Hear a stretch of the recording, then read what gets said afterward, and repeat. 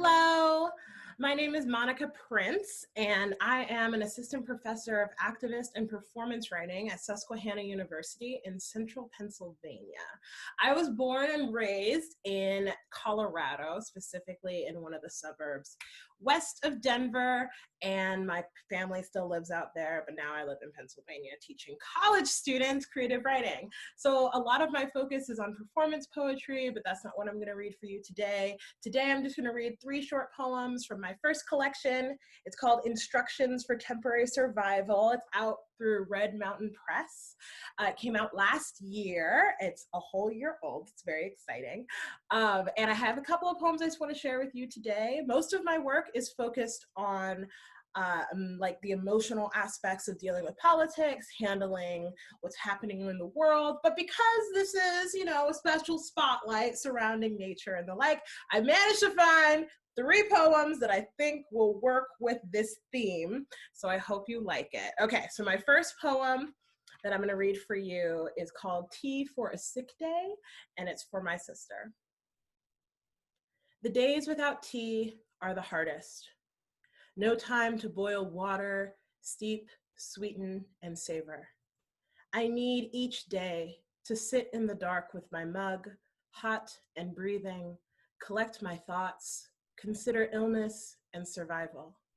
I learned this from my mother, who, even now, sits in her bed and TV's blue illumination, holding the last cup of the day. Peppermint, most likely, unsweetened.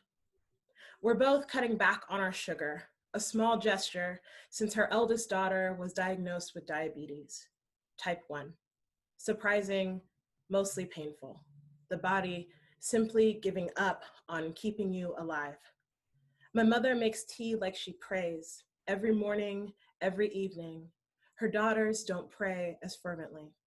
And yet, in my sister's hospital room, 2 days in, before an answer to the blurry vision and dry mouth and mood swings, with no sign of her body relinquishing control to vitamins and electrolytes, I got down on my knees, tired and shaking, to ask for a miracle.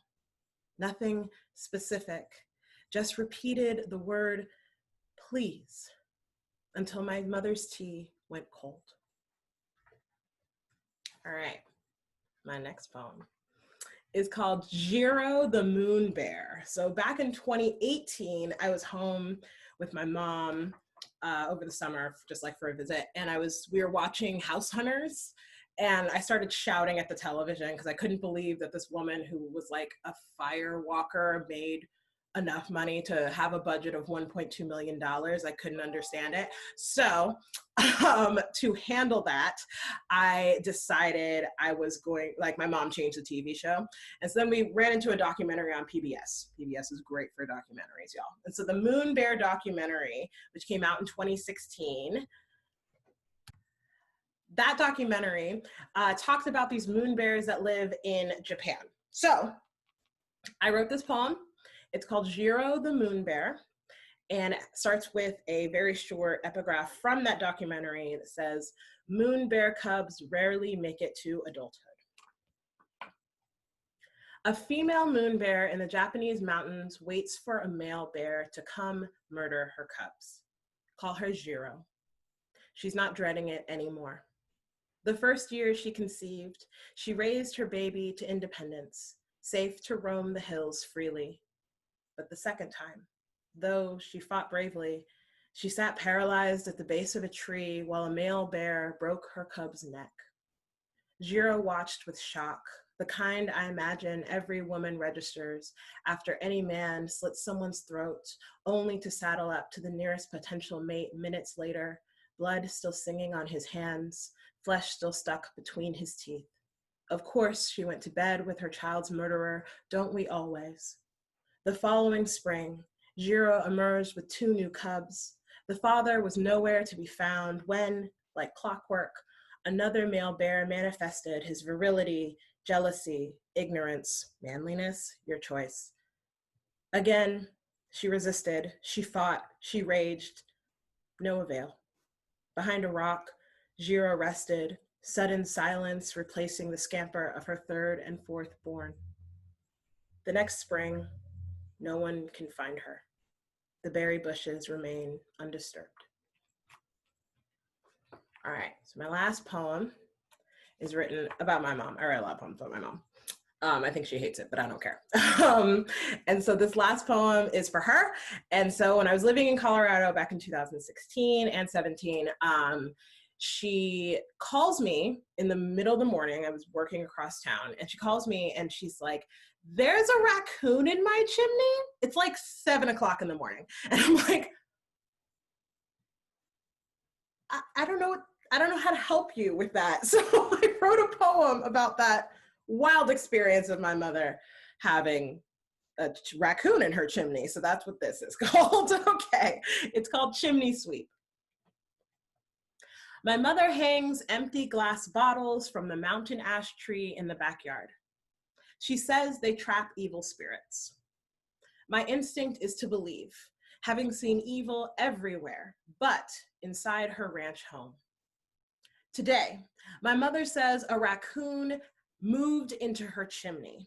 I can hear her lungs nearly burst with a scream 27 miles away. She lives at the base of a foothill called Green Mountain. The trails warn of bobcats at night. Why not a raccoon? I don't believe they count as evil spirits. No one had ever broken into that house where I learned to read, not even my mother's children when they forgot their keys. Real wooden doors and double-paned windows and colored glass bottles are not enough to keep out a 12-pound mama raccoon protecting her week-old young. My mother, on the phone with animal control, explains there is no forest for them to retreat into, no food surrounding her property to sustain them. I can tell she feels bad. She sees herself in this creature, wild, overprotective, abandoned by a man, and wants to help. Animal control doesn't remove wildlife. I ask her what I can do. She says she'll play gospel music up loud beside the chimney. Watch as the mother relocates her babies one by one outside. It's not that my mother is heartless or doesn't care about the safety of animals. It's that her house is so big, full of children's footprints and latent chicken pox and lost keys and recycled bottles. She's worried there's no more room for new sadness. Newly abandoned women caring for little ones, yet unable to open their eyes. Thank you so much.